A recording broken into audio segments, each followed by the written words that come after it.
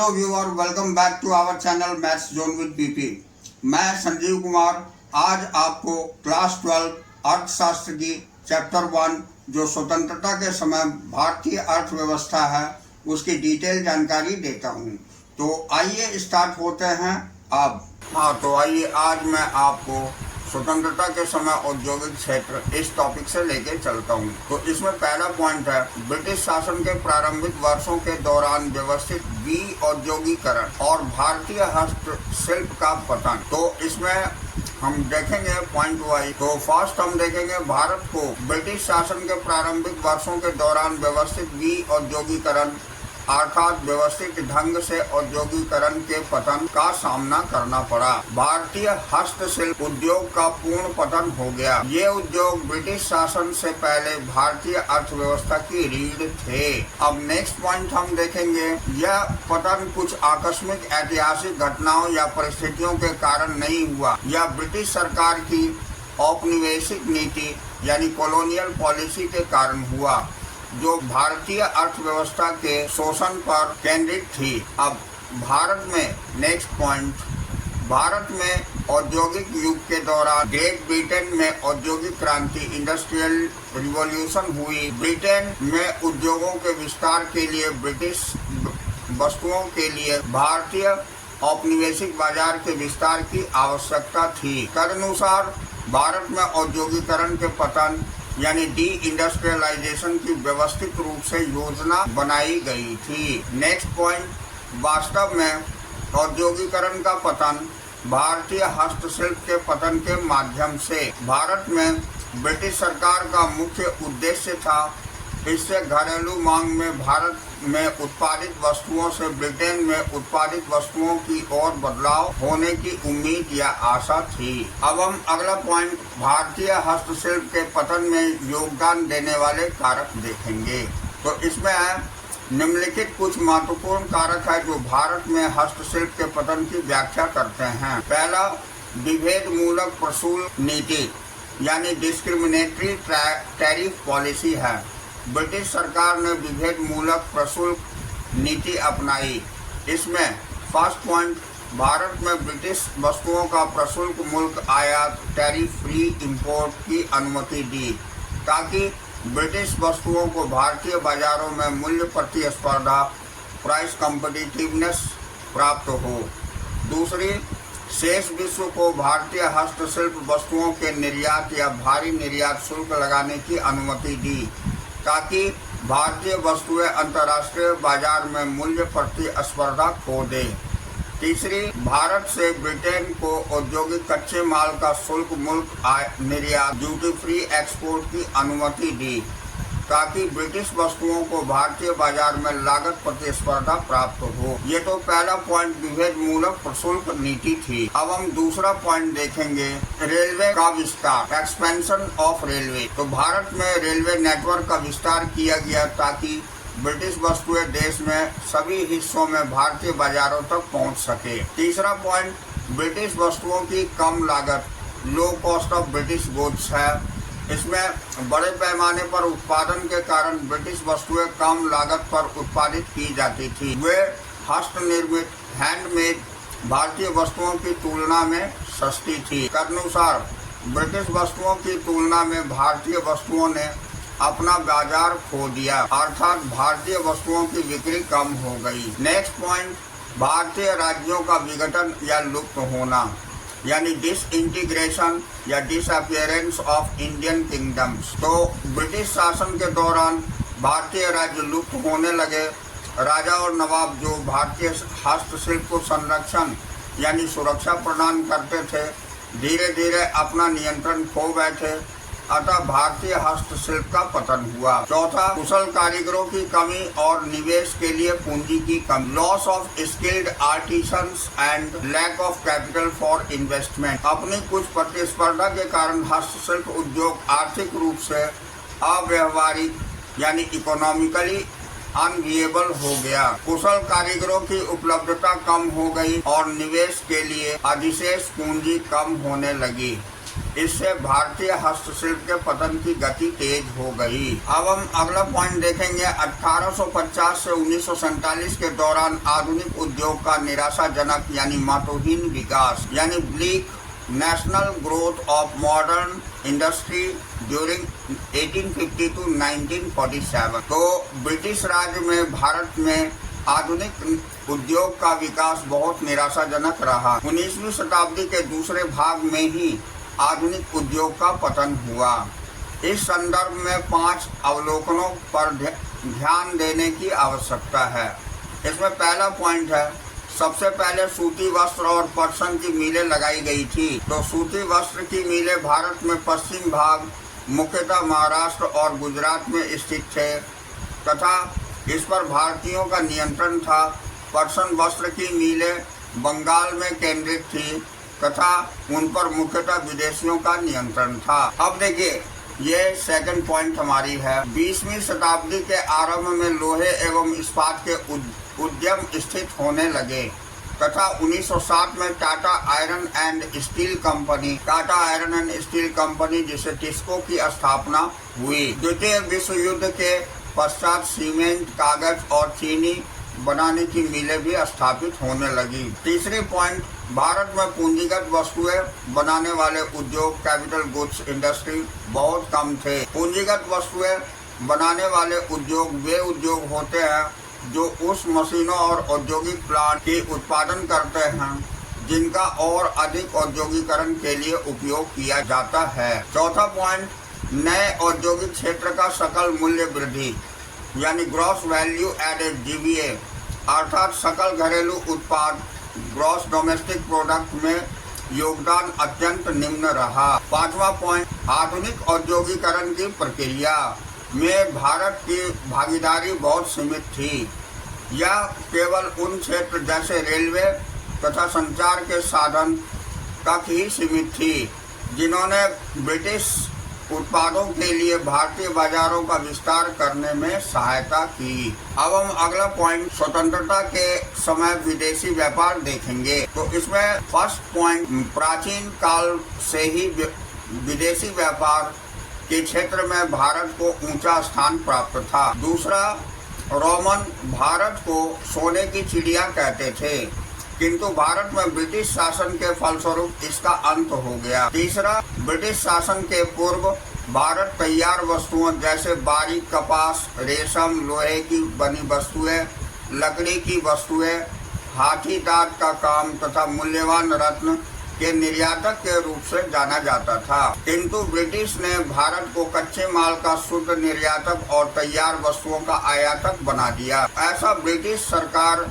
की विभेद मूलक व्यापार तथा प्रशुल्क कटकर नीति के लागू करने के कारण हुआ। अब देखिए, स्वतंत्रता प्राप्ति के समय भारत में विदेशी व्यापार की दशा को निम्न प्रकार से वर्णित किया जा सकता है। यहाँ दिया हुआ है विदेशी व्यापार की स्थिति, यानी विदेशी व्यापार की स्थिति हमारी पहली पॉइंट आ जाती है। इसमें कच्चे माल का शुद्ध निर्यातक एवं तैयार वस्तुओं का आयातक पहला पॉइंट था। दूसरा है, भारत के विदेशी व्यापार का एकाधिकारी नियंत्रण हो गया। तीसरी पॉइंट जो है वो मैं आपको दिखाता हूँ। ये हमारी व्यापार में आधिक्य परंतु केवल अंग्रेजों के लाभ के लिए। ये स्वतंत्रता प्राप्ति के बाद भारत में विदेशी व्यापार की दशा हो गई। अब हम इसे डिटेल से देखते हैं। तो पहला पॉइंट, जैसा कि हमने देखा कि कच्चे माल का शुद्ध निर्यातक एवं तैयार वस्तुओं का आयातक यानी net exporter of raw material and importer of finished goods, व्यापार तथा प्रशुल्क की शोषक औपनिवेशिक नीतियों के कारण भारत कच्चे माल तथा प्राथमिक वस्तुएं जैसे कच्चा रेशम, कपास, ऊन, पटसन, नील, चीनी इत्यादि का शुद्ध निर्यातक बन गया। उसी दौरान यह ब्रिटिश उद्योग द्वारा उत्पादित तैयार वस्तुओं का शुद्ध आयातक बन गया। सूती, रेशमी तथा ऊनी कपड़े हमारे आयातों में शामिल हुआ करते थे। इसके अतिरिक्त इंग्लैंड में उत्पादित अनेक प्रकार की पूंजीगत वस्तुएं भी हमारे आयातों में गिनी जाती थी। उसके बाद हमारे निर्यातों तथा आयातों की रचना भारतीय अर्थव्यवस्था के पिछड़ेपन को प्रकट करती है। अब इसका दूसरा पॉइंट हम देखते हैं। दूसरा पॉइंट हमारा है भारत के विदेशी व्यापार का एकाधिकारी नियंत्रण, यानी monopoly control of India foreign trade. तो ब्रिटिश शासन के दौरान देश के निर्यात तथा आयात ब्रिटिश सरकार के एकाधिकार में चले गए। इस संदर्भ में दो अवलोकन अत्यंत महत्वपूर्ण है। भारत का 50% से अधिक विदेशी व्यापार केवल भारत और ब्रिटेन के बीच सीमित था। दूसरा है शेष व्यापार चीन, सीलोन, श्रीलंका और पर्शिया, ईरान से होता था। 1869 में स्वेज नहर के खुलने के पश्चात भारत के विदेशी व्यापार पर ब्रिटेन का नियंत्रण और अधिक हो गया, जबकि भारत से निर्यातित प्राथमिक उत्पाद कच्चा माल ब्रिटिश उद्योग के आगत इनपुट्स बन गए। ब्रिटेन से आयातित तैयार वस्तुओं ने ब्रिटिश उद्योग को एक विशाल बाजार प्रदान किया। अब हम तीसरा पॉइंट देखेंगे, व्यापार में आधिक्य परंतु केवल अंग्रेजों के लाभ के लिए, यानी surplus trade but only to benefit to the British. आश्चर्यजनक बात यह है कि ब्रिटिश शासन के दौरान हमारे निर्यात हमारे आयातों से अधिक थे। इसका आशय व्यापार शेष के अधिशेष आधिक्य यानी surplus of balance of trade से है, किंतु इस आधिक्य का कारण था बड़े पैमाने पर प्राथमिक वस्तुएं यानी प्राइमरी गुड्स, न कि औद्योगिक वस्तुओं का निर्यात, जो कि आर्थिक पिछड़ेपन की निशानी है। उसके बाद व्यापार के आधिक्य होते हुए भी घरेलू बाजार में अनेक आवश्यक वस्तुएं जैसे कि अनाज और कपड़े की पूर्ति की कमी बनी रही। नेक्स्ट, व्यापार शेष में आधिक्य का उपयोग देश की समृद्धि और विकास के लिए नहीं किया गया, बल्कि इसका उपयोग भारत में ब्रिटिश शासन के प्रशासनिक खर्चों पर पूरा करने के लिए किया गया। और दूसरा है ब्रिटिश शासन द्वारा लड़े गए युद्ध में खर्चों को पूरा करने के लिए किया गया। तो ये दो कारण से इसका उपयोग किया गया। अब हम आगे देखते हैं, तो ये प्रशासनिक खर्चों और युद्ध में खर्चों के कारण भारत से संपत्ति का बड़ी मात्रा में निष्कासन हुआ। इसने भारतीय अर्थव्यवस्था के पिछड़ेपन को संयोजित किया। अब हम अगला टॉपिक जनांकीय रूपरेखा यानी डेमोग्राफिक प्रोफाइल देखेंगे। तो ब्रिटिश शासन काल के दौरान जनांकीय अव्यवस्थाएं उन सभी विशेषताओं को प्रकट करती थी जो एक गतिहीन तथा पिछड़ी अर्थव्यवस्था में देखी जाती है। यहाँ हम निम्नलिखित प्रचारों पर ध्यान देंगे। पहली है जन्म दर तथा मृत्यु दर यानी birth rate and death rate. तो जन्म दर तथा मृत्यु दर दोनों ही बहुत ऊंचे थे, लगभग 48 से 40 प्रति हजार थे। उच्च जन्म दर और उच्च मृत्यु दर की अवस्था देश में पाई जाने वाली व्यापक निर्धनता की अवस्था को बताते हैं। अब दूसरा है शिशु मृत्यु दर, इन्फेंट मोर्टेलिटी रेट। तो शिशु मृत्यु दर बहुत ऊंची थी, यह लगभग 218 प्रति हजार थी। इसकी तुलना में वर्तमान में यह 33 प्रति हजार है। उच्च शिशु मृत्यु दर अधिक निर्धनता से संबंधित कम विकसित स्वास्थ्य सेवाओं को संकेत देती है। अब तीसरा हम देखेंगे जीवन प्रत्याशा, जिसे हम लाइफ एक्सपेक्टेंसी बोलते हैं। तो जीवन प्रत्याशा केवल 32 वर्ष होती थी, जबकि वर्तमान में यह बढ़कर 69 वर्ष हो गई है। तो निम्न जीवन प्रत्याशा स्वास्थ्य सुधार सुविधा के अभाव, जागरूकता के अभाव अथवा स्वास्थ्य सुधार के लिए साधनों के अभाव को व्यक्त करती है। अब इससे आगे हम अगला टॉपिक देखेंगे, वो साक्षरता दर है। तो साक्षरता दर, जिसे हम लिटरेसी रेट बोलते हैं, साक्षरता दर 16% से कम थी। यह भी सामाजिक और आर्थिक पिछड़ेपन की निशानी है। स्त्री साक्षरता दर और भी अधिक दुखद थी, लगभग 7%। यह समाज में पाए जाने वाले लिंग भेद का सूचक है। अब देखिए अगला टॉपिक हमारा व्यावसायिक ढांचा है, जिसको हम ऑक्यूपेशनल स्ट्रक्चर बोलते हैं। तो व्यावसायिक ढांचे से अभिप्राय कार्यशील जनसंख्या की अर्थव्यवस्था के प्राथमिक, द्वितीयक और तृतीयक क्षेत्रों में वितरण से है। तो जैसा कि हम तालिका 1.2 में स्वतंत्रता प्राप्ति के समय भारतीय अर्थव्यवस्था के व्यावसायिक वितरण को दिखाया गया है, इस तालिका में दिखाए गए आंकड़े सन 1951 से संबंधित है, क्योंकि सन 1947 के वर्ष में विश्वसनीय आंकड़े उपलब्ध नहीं हैं। तो आइए हम तालिका में देखते हैं। ये तालिका 1.2 है, स्वतंत्रता प्राप्ति के समय भारत में व्यावसायिक ढांचा। तो व्यवसाय जो उस समय थे वो प्राथमिक क्षेत्र में कृषि श्रम और वानिकी, मछली पालन और पशुपालन, बागान वगैरह था। तो कृषि का ये 50% था, जबकि प्राथमिक क्षेत्र का टोटल 72.7% थे। अब कृषि श्रम में 19.7% और वानिकी, मछली पालन वगैरह सभी में 2.4%, और खनन जो था चौथा वो आपको 0.6% थी। अब दूसरा हम देखेंगे द्वितीय क्षेत्र। तो द्वितीय क्षेत्र में आपको दिखाया गया है यहाँ, इसमें 10.1% थी 1951 में। इसमें दो पार्ट आती थी, छोटे तथा बड़े पैमाने का उद्योग और दूसरा भवन निर्माण था। तो जो कि छोटे तथा बड़े पैमाने का उद्योग 9% था और भवन निर्माण 1.1% था। तीसरा हम देखेंगे तृतीय क्षेत्र। इसमें 3 चीजें आती थी, जो कि अगला है व्यापार और वाणिज्य, जो कि आपको 5.2% थे, और ये यातायात और संग्रह और संचार 1.4% और अन्य सेवाएं ये 10.6%। तो टोटल तृतीय क्षेत्र में 17.2% थी। कब? स्वतंत्रता प्राप्ति के समय में।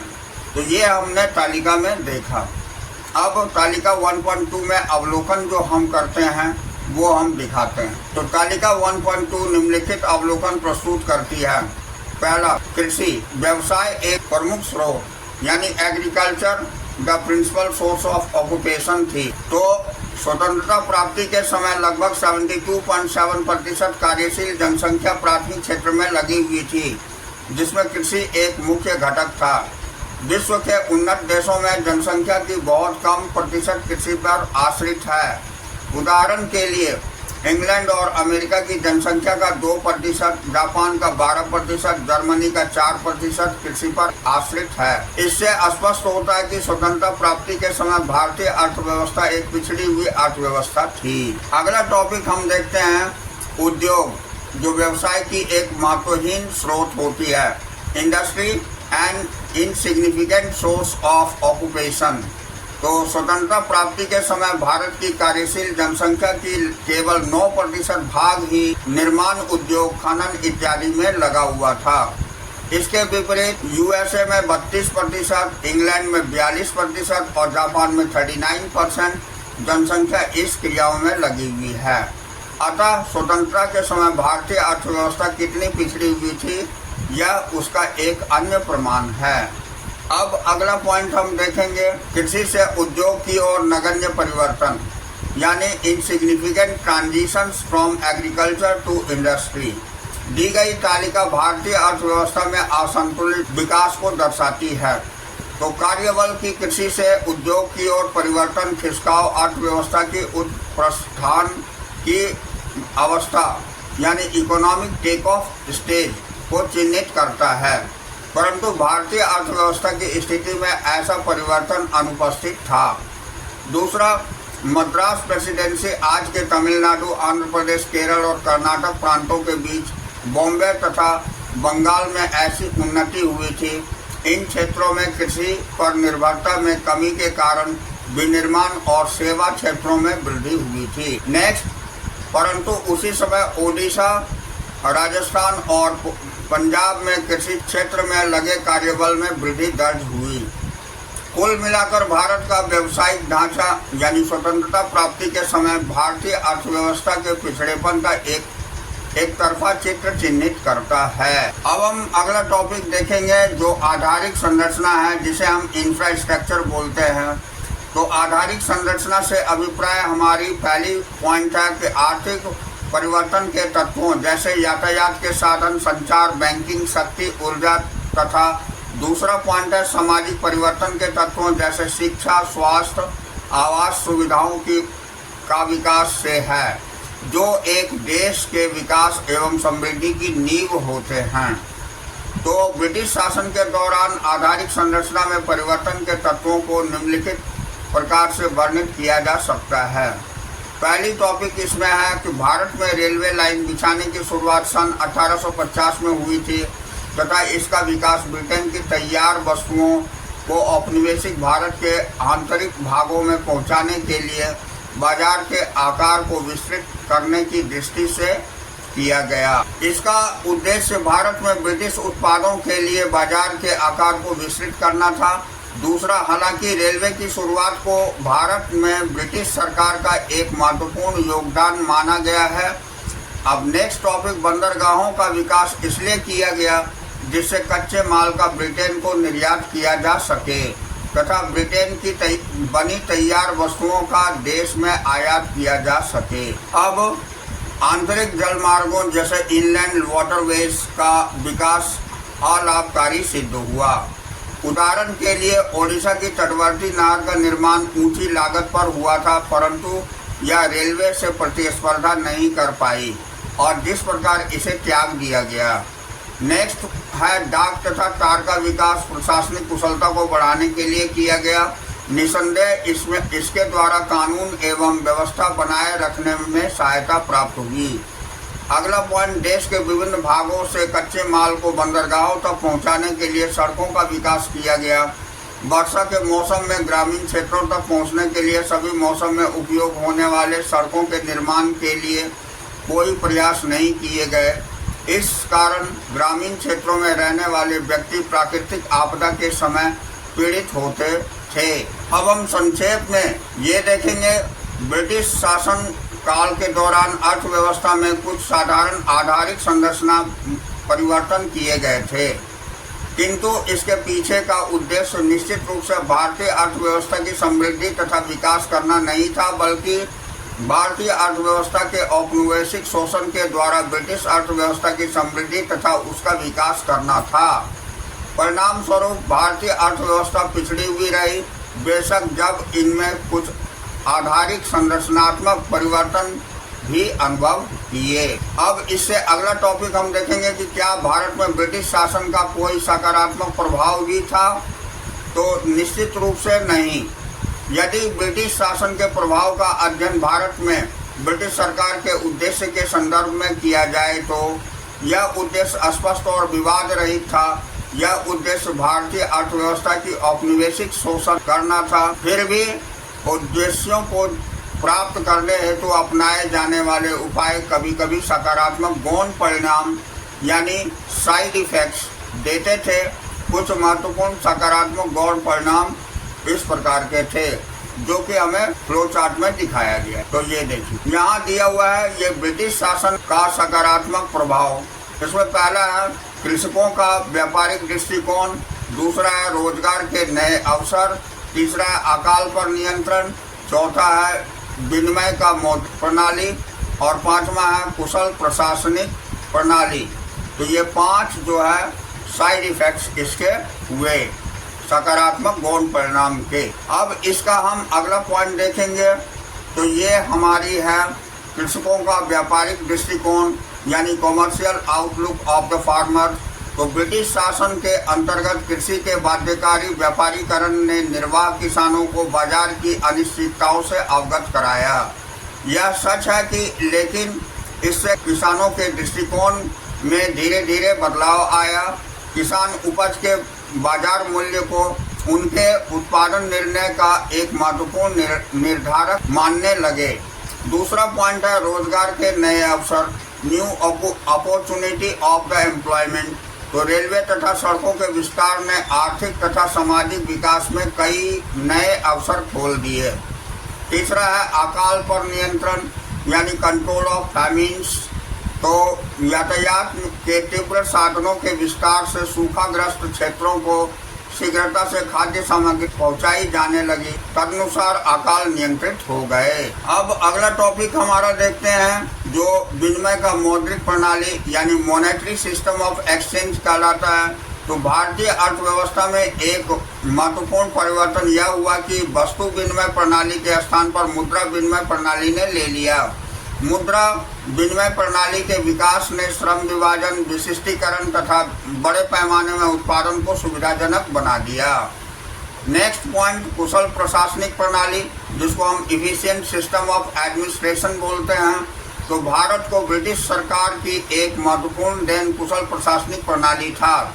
इसने हमारे राजनीतिज्ञों और नियोजकों के लिए परिकलित्र यानी रेडी रेफरेंस का काम किया। हाँ, तो अब आइए अब हम हाइलाइट्स देखते हैं, जिसे हम मुख्य अंश बोलते हैं इस चैप्टर की। तो भारत में रेलवे का प्रभाव हम देखते हैं, सकारात्मक प्रभाव क्या क्या पड़े थे वो जानकारी प्राप्त करते हैं। ये पॉजिटिव इम्पैक्ट कहलाता। तो पहला पॉइंट है कि रेलवे ने घरेलू बाजार के विस्तार को सुविधाजनक बनाया। फलस्वरूप देश के निर्यातों और आयातों में महत्वपूर्ण वृद्धि हुई। हाँ, दूसरा पॉइंट, रेलवे ने कृषि के व्यापारीकरण को सुविधाजनक बनाया, क्योंकि इसने वस्तुओं को दूरस्थ क्षेत्रों में भेजा जाना संभव बनाया। इसलिए अभिप्राय किसानों के दृष्टिकोण से साधारण परिवर्तन से है। उन्होंने कृषि के केवल जीवन निर्वाह के साधन के स्थान पर व्यवसाय के रूप में देखना आरंभ कर दिया था। तीसरा पॉइंट, रेलवे ने लोगों की दूरियों को समाप्त किया और उन्हें लंबे सफर करने के लिए योग्य बनाया। इससे देशवासियों के मध्य सांस्कृतिक संबंधों को बढ़ावा मिला। चौथा पॉइंट, देश के विभिन्न भागों में खाद्यान्नों का तीव्र संचलन रेलवे द्वारा से अकाल का विस्तार को नियंत्रण करने में सहायता मिली। लोगों का भूखमरी से पहले भोजन की आपूर्ति की जा सकी। अब हम नकारात्मक पॉइंट यानी नेगेटिव इम्पैक्ट देखेंगे। पहला इसमें है, रेलवे ने भारतीय अर्थव्यवस्था के औपनिवेशिक शोषण में योगदान दिया, क्योंकि प्राथमिक वस्तुएं कच्चा माल को आसानी से खेतों से बंदरगाहों तक ब्रिटिश अर्थव्यवस्था के निर्यात के लिए पहुंचाया जा सकता था। दूसरा पॉइंट था कि तैयार माल को भारतीय अर्थव्यवस्था के आयात के रूप में आसानी से विक्रय के लिए देश के आंतरिक भागों तक पहुंचाया जा सकता था।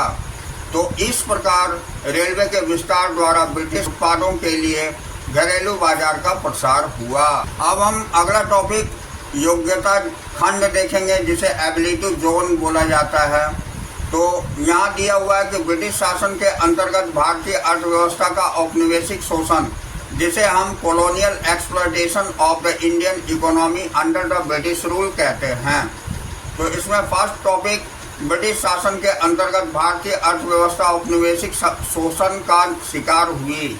इसका अर्थ यह कि ब्रिटिश सरकार द्वारा अर्थव्यवस्था के सभी क्षेत्रों का लक्ष्यबद्ध शोषण किया गया। यह कैसे हुआ, इसका विवरण निम्नलिखित है। तो इसमें पहला पॉइंट हम देखते हैं, कृषि क्षेत्र का औपनिवेशिक शोषण यानी colonial exploitation of agricultural sector. कृषि का शोषण भू राजस्व की जमींदारी प्रथा द्वारा किया गया। इस प्रथा के कारण भारतीय कृषि का शोषण किस प्रकार हुआ, यह निम्नलिखित अवलोकनों द्वारा स्पष्ट होता है। जमींदारों को भूमि के स्वामी घोषित कर दिया गया।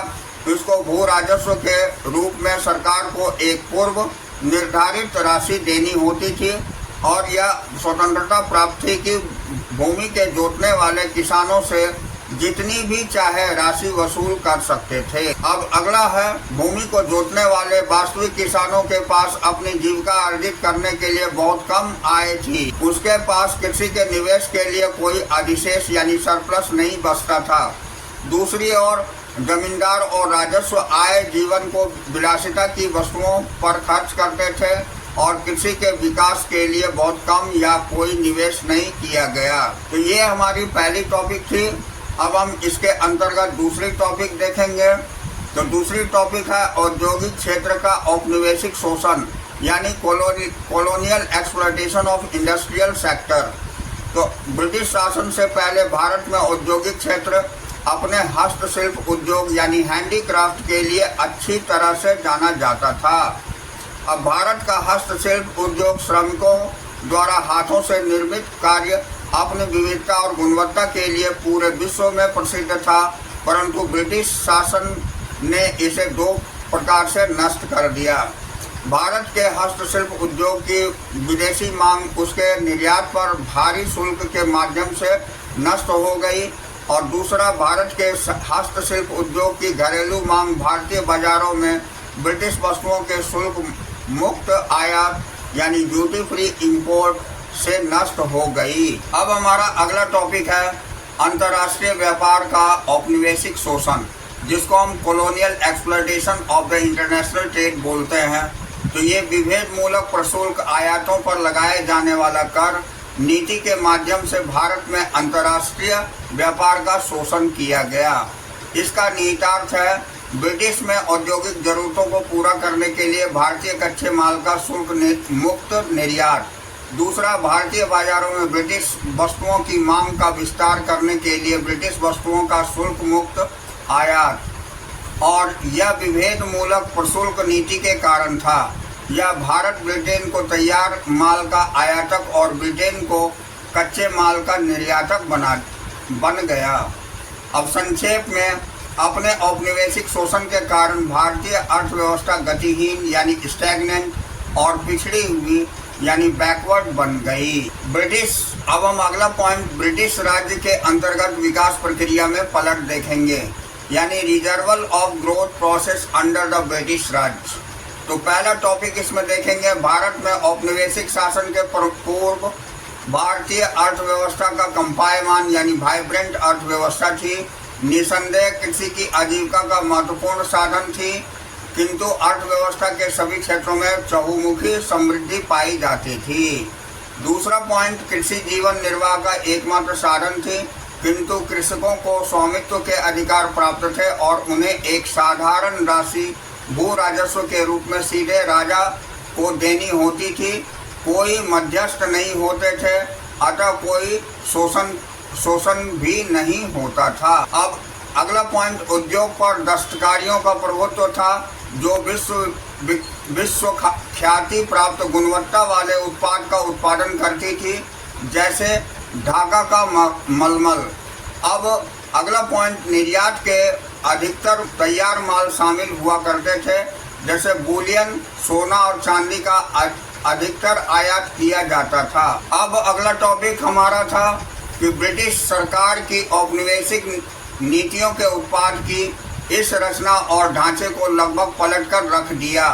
यही दशा निर्यातों और आयातों की रचना की हुई। विकास की गति बुरी तरह रुक गई। अब नेक्स्ट अगला पॉइंट, प्रति व्यक्ति आय, जो भारत में वस्तुओं और सेवाओं के प्रति व्यक्ति उपलब्धता को दर्शाती है, का अनुमान लगाने के लिए कोई अव्यवस्थित सरकार प्रयत्न नहीं किए गए। अगला पॉइंट, फिर भी ब्रिटिश काल में कुछ व्यक्तियों ने प्रति व्यक्ति आय को मापने का साधारण प्रयत्न किए। इसमें शामिल हैं V.K.R.V. राव, दादा भाई नेरोजी, हिंडले सिराज और विलियम दिग्बी तथा R.C. देसाई। राव के अनुसार बहुत व्यापक और क्रमबद्ध थे।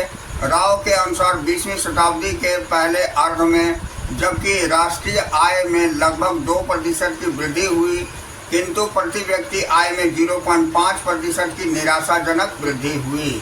तो इस तरह हमारी यहाँ ये चैप्टर फर्स्ट कंप्लीट होती है। तो अब हम लोग नेक्स्ट क्लास में मिलते हैं। तो that's all for today. We will meet again on the next class.